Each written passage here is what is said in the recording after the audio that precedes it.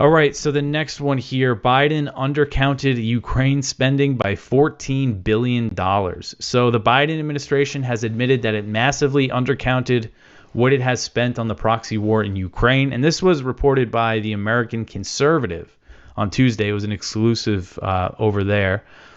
The report said that the White House's Office of Management and Budget had previously estimated the U.S. has spent $111 billion on the war. And for over a year, a group of members of Congress pressed the OMB, that's the White House Office of Management and Budget, and they pressed them to figure out the real number and recently found that it was $125 billion, $14 billion more than what the White House had previously claimed.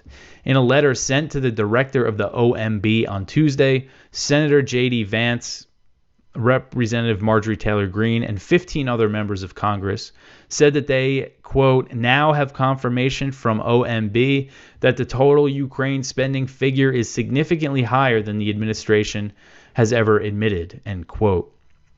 The lawmakers asked OMB Director Shalanda Young to answer a series of questions about U.S. spending on the proxy war and gave her a deadline of April 30th to answer these questions. And the letter also noted that the Biden administration still has $4 billion in what they call presidential drawdown authority for Ukraine.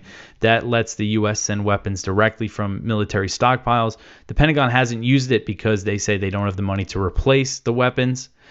And this $4 billion is funds that they magically found. You know, they said, oh, we found an accounting error that overvalued the weapons for Ukraine, and it gave them another $6 billion, and they used about $2 billion of it. So they have $4 billion left, but they say they don't have money to replace the weapons. Yet we have seen them figure out ways to still send weapons to Ukraine. Last month, they announced the new $300 million arms package for Ukraine. And they claim that they found the money from the U.S. Army budget, even though you've had the Pentagon say that they need $10 billion to replace things they've sent to Ukraine. It just doesn't make any sense, the things that they're saying. And we know that they could always just find the money if they want. So anyway, I mean, that's a pretty big margin of error there, $14 billion more. And if Biden gets the $60 billion that he wants, then that would bring total spending on this thing to $185 billion.